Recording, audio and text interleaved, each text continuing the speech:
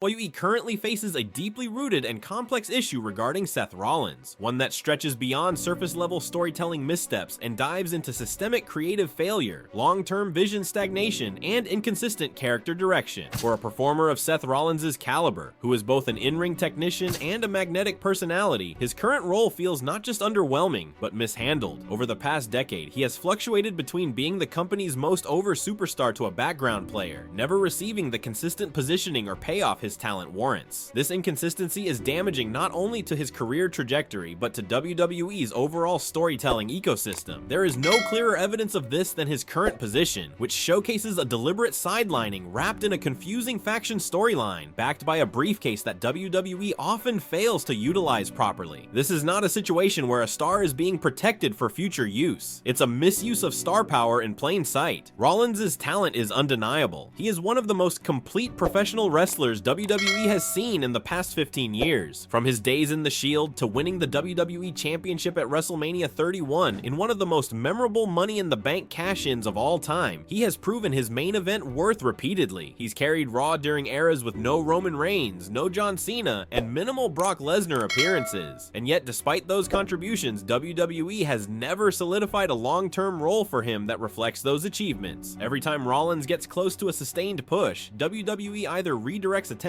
elsewhere or burdens him with inconsistent creative. This kind of creative volatility has resulted in Rollins being both overexposed and underutilized, a contradictory place that leaves fans unsure how to feel about him and WWE without a clear plan. Take, for example, the lead up to his second Money in the Bank win. Rollins had come off a solid world title run in 2023 and early 2024, defending the World Heavyweight Championship against credible opponents and cutting some of the best promos of his career. He was positioned as the workhorse champion, a title WWE itself repeated on commentary, but instead of evolving that narrative into a more defined long-term identity, they simply let it fizzle. The moment CM Punk returned and the John Cena heel turn began dominating the spotlight, Rollins was demoted to side programs with minimal stakes. Even his rivalry with Drew McIntyre, while featuring strong in-ring action, felt like an undercard feud relative to the larger stories being told on television. He wasn't elevated by proximity to those larger names. He was boxed out. Rather than using his experience and fan connection to anchor or uplift those arcs, WWE simply treated him like a spare part. The situation grew more dire with the introduction of Paul Heyman as the manager of a new faction, including Rollins, Braun Breaker, and Bronson Reed. On paper, this seemed like a fresh direction, a cerebral alliance led by one of the greatest managers in wrestling history, potentially rebranding Rollins in the way Heyman once elevated CM Punk or Brock Lesnar. However, WWE's execution of this concept has been scattered at best. The faction lacks an identity beyond its members' names, and while Rollins is ostensibly the strategist, his involvement feels more like a tool to elevate Breaker than a platform for his own evolution. Instead of crafting layered storytelling that lets Rollins thrive as a manipulative heel mastermind or a calculating anti-hero, WWE has reduced him to a placeholder in someone else's narrative arc. The faction is clearly a vehicle for Breaker's rise, not Rollins' resurgence. Moreover, WWE's handling of the Money in the Bank briefcase only amplifies the problem. Historically, the briefcase has been a tool to inject unpredictability into the product, but in recent years it has become more of a prop than a launchpad. Rollins already cashed in once in iconic fashion, but this second run with the briefcase feels directionless. WWE hasn't planted the seeds for a compelling cash-in, nor have they used the briefcase to let Rollins intimidate or manipulate top champions. There's been no psychological warfare, no dramatic false cash-ins, and no emphasis on the tension that should naturally come with a top star carrying such power. It's simply another item in his possession, and the lack of storytelling around it reveals WWE's lack of urgency in presenting Rollins as a key player.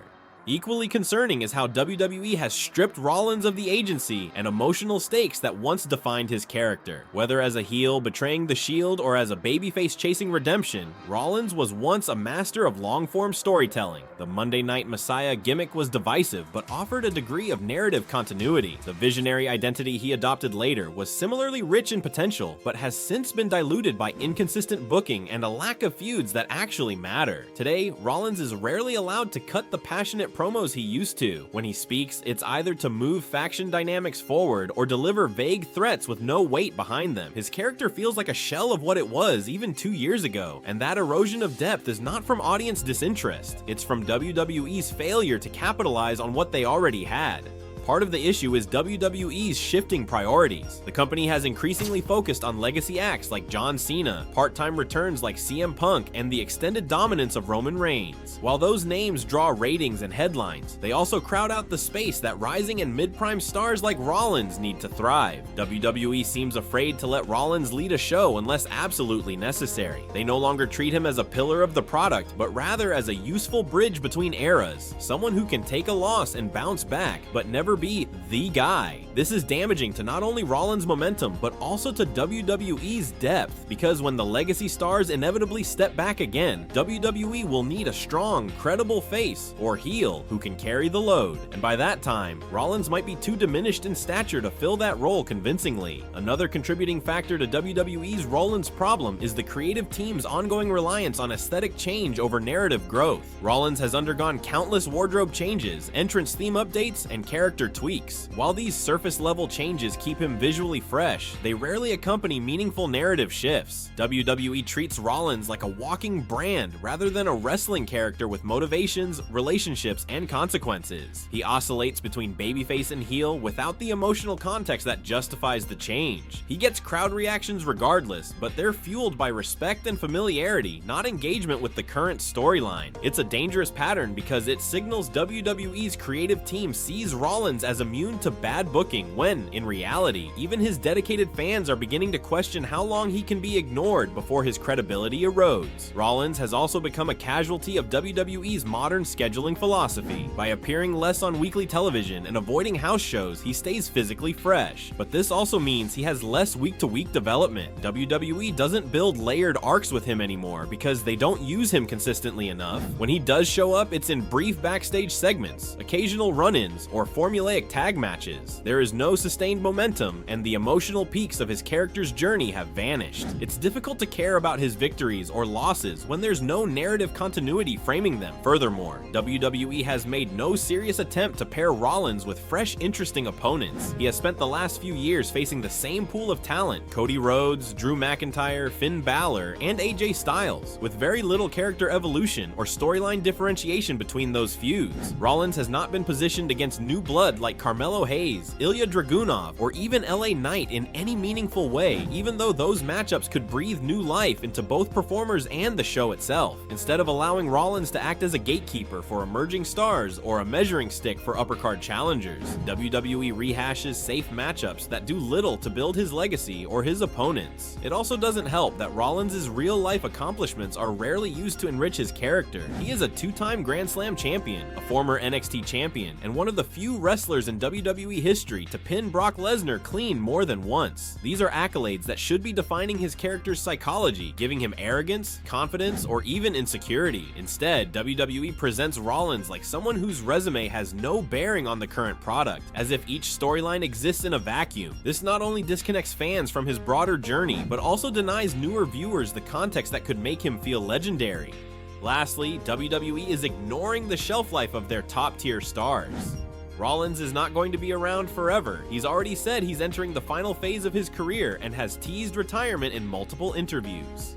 WWE is not booking him like someone whose window is closing, even though that's the reality. They should be telling stories that feel urgent, giving him emotional arcs, and using his platform to elevate younger stars in a way that builds WWE's future. Instead, they are wasting his remaining years on half-baked faction stories and background roles that make him seem replaceable. Adding to the complexity of Seth Rollins' predicament is WWE's chronic inability to capitalize on momentum when it does arise. In the wrestling business, timing is everything. Rollins' career has been punctuated by bursts of intense spotlight, such as his original Money in the Bank win and main eventing WrestleMania, but these highlights have frequently been followed by creative misfires and abrupt transitions that stall his forward progression. This stop-and-start treatment creates a cyclical frustration, both for the performer and the audience, diminishing the perceived stakes every time Rollins climbs toward the top. Rather than building sustained peaks, WWE repeatedly resets his position, making it difficult to to maintain meaningful audience investment over time. The reliance on part-time megastars and nostalgia acts has also diluted the space Rollins might otherwise occupy. With John Cena's ongoing appearances, CM Punk's intermittent returns, and Roman Reigns' lengthy title reign, WWE's creative bandwidth is largely focused on legacy figures rather than investing in rising or established homegrown talent like Rollins. This leaves him caught in a creative limbo where he is neither fully pushed as a main event cornerstone nor completely relegated to mid-card status. Instead, he's frequently placed in transitional storylines or used to bolster newer characters' credibility without being allowed to evolve himself. Furthermore, the inconsistent tone surrounding Rollins' character presentation contributes to fan confusion. There is no clear, stable version of Seth at present. Sometimes he is the manipulative faction leader, other times a sympathetic underdog, or even a generic babyface fighting to regain relevance. WWE's reluctance to commit to a singular, compelling character direction undermines Rollins' natural charisma and storytelling ability. When the creative team tries to appeal to too many audience segments simultaneously without a coherent through line, the result is a diluted product that satisfies no one fully. The backstage environment also plays a role. Rumors of tension between Rollins and certain parts of WWE's creative leadership have circulated for years, though these are unconfirmed. However, the pattern of booking decisions suggests that Rollins' input may be limited or overlooked in key creative meetings. If true, this disconnect could be a root cause of his underutilization. Wrestlers who are not actively engaged in shaping their narratives often find their characters flattened or mishandled. For a performer who thrives on layered storytelling and emotional investment, a lack of creative collaboration can be crippling. Additionally, Rollins' injury history, while not as severe as some peers, influences WWE's approach. The company is likely cautious about pushing him into grueling schedules or high-risk spots too frequently. While this protects his physical health, it inadvertently limits his opportunities for long-term story arcs that require consistent week-to-week presence. This protective stance means that WWE prioritizes his longevity over immediate payoff, which, without strong interim storytelling, feels like sidelining. WWE's broader creative formula also impacts Rollins. The current emphasis on faction warfare and multi-person storylines means that individual characters often get overshadowed by group dynamics. While factions can elevate wrestlers by association, they also risk diluting personal identity. For Rollins, being the brains of a faction comprising younger or less established stars may create credibility for his partners, but inadvertently minimizes his own spotlight. His character's depth is lost amid generic faction tropes, turning a nuanced performer into a functional accessory.